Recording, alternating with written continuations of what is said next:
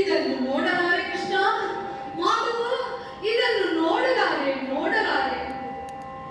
ಪಾರ್ಥ, ಏನನ್ನು ಚಿಂತಿಸುತ್ತಾ ಇರುವೆ? ನೋಡು, ಈಗ ನಿನ್ನ ಪಕ್ಷವನ್ನು ನೋಡು.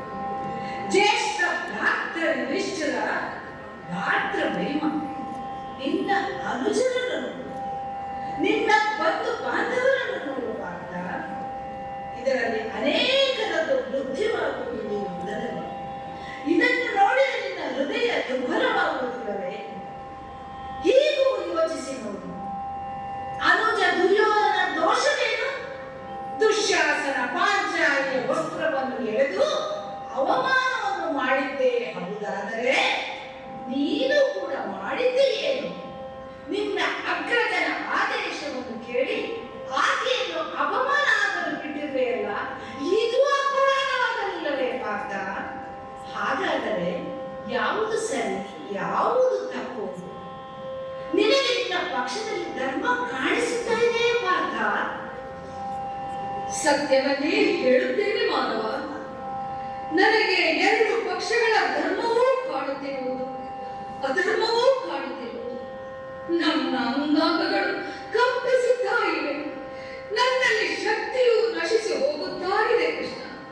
ನೋಡು ನೋಡು, ನನ್ನ ಗಾಂಡೀವಿ ಜಾರಿ ಹೋಗುತ್ತಾ ಇದೆ. ಎಲ್ಲವೂ ಭಯಾನಕವಾಗಿ ಕಾಣಿಸುತ್ತಿದೆ, ಎಲ್ಲವೂ ವಿನಾಶವಾಗಿ ಕಾಣುತ್ತಿದೆ ಕೃಷ್ಣ. ಏನೋ ವಿನಾಶವೇ, ವಿಧ್ವಂಸವೇ ನಮ್ಮ ನಿರ್ಮಾಣಕ್ಕೆ ಕಾರಣವಾಗಿದೆ ಪಾರ್ಥ.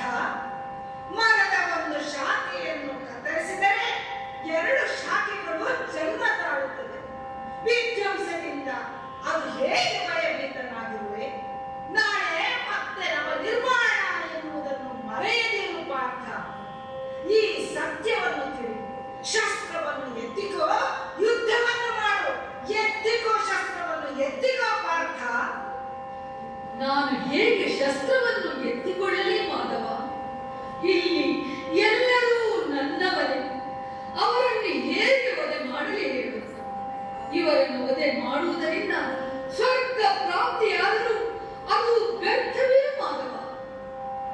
ತನ್ನ ಭವಿಷ್ಯವನ್ನು ರೂಪಿಸಿಕೊಳ್ಳುವುದಕ್ಕೋಸ್ಕರ ಮಹಿಳೆಯರು ವಿಧವೆಯರಾದರು, ಲಕ್ಷಾಂತರ ಮಕ್ಕಳು ಅನಾಥರಾದರು. ನನ್ನ ಸೈನಿಕರು ನಾಶವಾಗುವುದರ ಜೊತೆಗೆ ಸಮಾಜದ ನಿಯಮಗಳೂ ನಾಶವಾಗುವುದು. ಎಲ್ಲವೂ ನಾಶವಾಗುವುದು ಮಾಧವ, ಎಲ್ಲವೂ ನಾಶವಾಗುವುದು. ಬುದ್ಧಿವಂತ ವ್ಯಕ್ತಿ ಹಾಗೆ ತರ್ಕ ಮಾಡುತ್ತಾ ಇರುವೆ. ನಾಶವಾಗುವೆ ಯಾವುದು? ಮೂರ್ಖನಂತೆ ಮಾತನಾಡಬೇಡ ಪಾರ್ಥ. ವೃಕ್ಷದ ಎಲೆಗಳು ಬಿದ್ದು ನಾಶವಾಗಿ ಹೊಸ ಎಲೆಗಳು ಹುಟ್ಟಿಕೊಳ್ಳುತ್ತವೆ. ಅದನ್ನು ಆನಂದ ಎನ್ನುವುದು ಅಥವಾ ದುಃಖ ಎಂದು ಪರಿಗಣಿಸುವುದು? ಮನುಷ್ಯನ ಜನ್ಮ ಈ ಜಗತ್ತಿಗಾಗಿ, ಈ ಇಡೀ ವಿಶ್ವವೇ ಸೃಷ್ಟಿಗಾಗಿ, ಈ ಸಂಪೂರ್ಣ ಸೃಷ್ಟಿ ಪರಮಾತ್ಮನಿಗಾಗಿ. ಯಾರು ಈ ಸತ್ಯವನ್ನು ಅರಿಯುತ್ತಾರೋ ಅವರಿಗೆ ಧರ್ಮದ ಮಾರ್ಗ ಸ್ಪಷ್ಟವಾಗಿ ಕಾಣುತ್ತದೆ. ಹಳೆಯ ವ್ಯವಸ್ಥೆಗಳು ನಾಶವಾಗಿ ಹೊಸ ವ್ಯವಸ್ಥೆಗಳು ಹುಟ್ಟುವುದು. ಹಾಗೆಯೇ ಈ ಯುದ್ಧದ ನಂತರ ಈ ಜಗತ್ತು ಸ್ವಚ್ಛವಾಗುವುದು, ಶುಭ್ರವಾಗುವುದು ಪಾರ್ಥ. ಪಾರ್ಥ, ಮೋಹವನ್ನು ತೊರೆದು ಯುದ್ಧಕ್ಕೆ ಸಿದ್ಧರಾಗು, ಯುದ್ಧಕ್ಕೆ ಸಿದ್ಧರಾಗು. ನಿಮ್ಮ ಮಾತುಗಳೇನೋ ಸರಿ ಕೃಷ್ಣ, ಆದರೆ ಅದನ್ನು ಪಾಲಿಸುವ ಮನಸ್ಥಿತಿ ಈಗ ನನ್ನಲ್ಲಿ ಇಲ್ಲ. ನಾನು ದ್ವಂದ್ವದ ಸುಳಿಯಲ್ಲಿ ಸಿಲುಕಿಕೊಂಡಿದ್ದೇನೆ.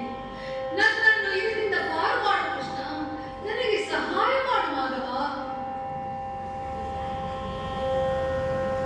ಎದ್ದೇಳು ಪಾರ್ಥ, ಹೇಳುವುದನ್ನು ಗಮನವಿಟ್ಟು ಕೇಳು.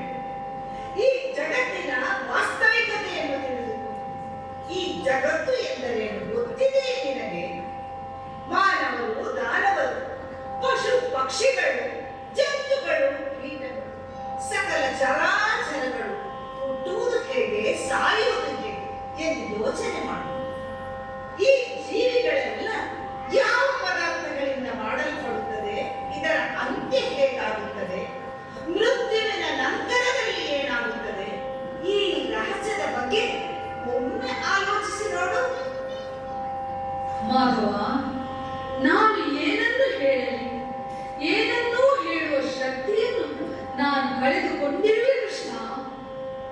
ಮನುಷ್ಯನ ದೇಹ ಪಂಚಭೂತಗಳಿಂದ ನಿರ್ಮಿತವಾದರೂ ಪಂಚೇಂದ್ರಿಯಗಳು, ಜ್ಞಾನೇಂದ್ರಿಯಗಳು ಹಾಗೂ ಭೌತಿಕ ಚಟುವಟಿಕೆಗಳು ಕಾರ್ಯನಿರ್ವಹಿಸಬೇಕಾದರೆ ಶಕ್ತಿಯ ಅವಶ್ಯಕತೆ ಇರುತ್ತದೆ. ಆ ಶಕ್ತಿಯೇ ಚೈತನ್ಯ ಸ್ವರೂಪ. ಕೃಷ್ಣ, ಹಾಗಾದ್ರೆ ಮನುಷ್ಯನೇ ಚೈತನ್ಯ ಸ್ವರೂಪಿಯೇ? ಮನುಷ್ಯನ ವರ್ತನೆ, ಸ್ವಭಾವ, ವಿವೇಕ ಒಂದೇ ಆಗಿರುತ್ತದೆ ಪಾರ್ಥ. ಪ್ರತಿಯೊಬ್ಬ ಮನುಷ್ಯನ ಸ್ವಭಾವದಲ್ಲಿಯೂ ವಿವಿಧತೆ ಸಹಜ ತಾನೆ. ಪ್ರತಿಯೊಂದು ಗೋಚರ ಅಗೋಚರವೇ ಆಗಿದೆ. ಅದಕ್ಕೆ ಕಾರಣ ಸೃಷ್ಟಿಯ 3 ಗುಣಗಳು: ತಮಸ್ಸು, ರಜಸ್ಸು ಹಾಗೂ ಸತ್ವ. ಈ 3 ಗುಣಗಳ ಅರ್ಥವೇನು ಮಾಧವ? ತಮಸ್ಸುವಿನ ಅರ್ಥ ಅಂಧಕಾರವಾಗಿದೆ. ಒಳ್ಳೆಯದು ಕೆಟ್ಟದರ ಪರಿಜ್ಞಾನವಿಲ್ಲದೆ ಅಜ್ಞಾನಿಯಾಗಿ ಪಶು ಪಕ್ಷಿಗಳಂತೆ ವರ್ತಿಸುತ್ತಾನೆ. ತತ್ವದ ಅರ್ಥ ಜ್ಞಾನದ ಬೆಳಕು. ಕಾಲ ಕಾಲಕ್ಕೆ ಪ್ರತಿಯೊಬ್ಬ ವ್ಯಕ್ತಿಯು ಧರ್ಮ ಪರಂಪರೆಯ ಬಗ್ಗೆ ತಿಳಿದುಕೊಂಡು ವ್ಯವಹಾರ ಮಾಡುವನೋ ಅವನ ಜೀವನ ಸಾತ್ವಿಕ ಎನ್ನಲಾಗುತ್ತದೆ. ಈ ಇಬ್ಬರ ಮಧ್ಯದಲ್ಲಿ ಒಬ್ಬ ವ್ಯಕ್ತಿ ಇರುತ್ತಾನೆ. ಅವನ ಬಳಿ ಜ್ಞಾನವಿರುತ್ತದೆ. ಆದರೆ ಶರೀರ ಹಾಗೂ ಮನಸ್ಸಿನ ಇಚ್ಛೆಗೆ ಒಳಗಾಗಿ ಬಂಧನಕ್ಕೊಳಗಾಗುತ್ತಾನೆ. ಅಂತಹ ಮನಸ್ಸು ರಜಸ್ಸು. ಅಹಂಕಾರದ ಮನಸ್ಸಿನೊಂದಿಗೆ ಜೀವನ ಮಾಡುತ್ತಾನೆ. ತಮಸ್ಸು, ರಜಸ್ಸು, ಸತ್ವ ಗುಣಗಳು ಹೆಚ್ಚು ಕಡಿಮೆ ಪ್ರಮಾಣದ ಸಂಯೋಜನೆಯಿಂದಲೇ ಮನುಷ್ಯನ ಸ್ವಭಾವ ನಿರ್ಮಾಣವಾಗುತ್ತದೆ. ಎದುರು ನೋಡು ಪಾರ್ಥ, ಈ ಎಲ್ಲದರಲ್ಲೂ ನಿನಗೆ ಯಾವ ಗುಣಗಳು ಕಾಣಿಸುತ್ತಾ ಇವೆ? ಕೆಲವರಿಗೆ ಧರ್ಮದ ಗುಣಗಳಿವೆ, ಆದರೆ ಪಾಲಿಸುವುದಿಲ್ಲ. ಕೆಲವರಿಗೆ ಅಹಂಕಾರವಿದೆ, ಅದನ್ನೂ ಅವರು ಬಿಡುವುದಿಲ್ಲ. ನಾನೇ ಶ್ರೇಷ್ಠ ಎಂದುಕೊಳ್ಳುತ್ತಾರೆ. ಒಬ್ಬೊಬ್ಬರ ಗುಣಗಳೂ ವಿಭಿನ್ನವಾಗಿವೆ. ಮಾಧವ, ನನಗೆ ಒಂದೂ ಅರ್ಥವಾಗುವುದಿಲ್ಲವಲ್ಲ. ದೇವ, ಏನಿದು? ಪಾರ್ಥ, ಕರ್ಮಯೋಗ ಬ್ರಹ್ಮವಿದ್ಯೆಯ 2ನೇ ಚರಣವಿದ್ದಂತೆ. ಪರಮಾತ್ಮನಲ್ಲಿ ನಿನ್ನ ಬುದ್ಧಿಯನ್ನು ಸ್ಥಿರವಾಗಿಸು. ಸ್ವಯಂ ನಿತ್ಯ ಬಂಧನದಿಂದ ಮುಕ್ತನಾಗು ಹಾಗೂ ಯಾವ ಫಲಾಪೇಕ್ಷೆ ಇಲ್ಲದೆ ತ್ಯಾಗ ಕರ್ಮವನ್ನು ಮಾಡುತ್ತೇನೆ. ನನ್ನ ಬುದ್ಧಿಯನ್ನು ಸ್ಥಿರವಾಗಿಸಿ ಕರ್ಮಯೋಗಿ ಆಗುವುದಕ್ಕೆ ಯಾವ ಮಾರ್ಗವಿದೆ ಮಾಧವ? ಪಾಠ, ಪರಮಾತ್ಮನ ಸ್ಮರಣೆ ಮಾಡುವುದರಿಂದ ಮನುಷ್ಯನ ಹೃದಯದಲ್ಲಿ ಸಮರ್ಪಣೆಯ ಭಾವ ಉತ್ಪನ್ನವಾಗುತ್ತದೆ. ಆ ಭಾವವನ್ನು ಭಕ್ತಿ ಎನ್ನುತ್ತಾರೆ. ಇದರಿಂದ ಜ್ಞಾನ ಪ್ರಾಪ್ತಿಯಾಗುತ್ತದೆ. ಜ್ಞಾನದಿಂದ ಪರಮಾತ್ಮನ ದರ್ಶನವಾಗುತ್ತದೆ. ಯಾರಿಗೆ ಪರಮಾತ್ಮನ ದರ್ಶನವಾಗುವುದೋ ವಾಸ್ತವವಾಗಿ ಆತನೇ ಮೋಕ್ಷವನ್ನು ಪಡೆಯುತ್ತಾನೆ. ಎಲ್ಲ ಆತ್ಮಗಳ ಅಂತಿಮ ಗುರಿಯೇ ಮೋಕ್ಷವೇ ಆಗಿರುತ್ತದೆ. ಹಾಗಾದರೆ ಮಾಧವ, ನಾನು ನಿನ್ನಲ್ಲಿಯೇ ಸಮರ್ಪಣೆ ಹೊಂದಿದರೆ ಆಗುವುದಿಲ್ಲವೇ ಕೃಷ್ಣ? ಹೌದು ಪಾರ್ಥ, ಸಕಲ ಜಗತ್ತನ್ನೇ ತ್ಯಜಿಸಿ ನನ್ನಲ್ಲಿ ಶರಣಾಗು.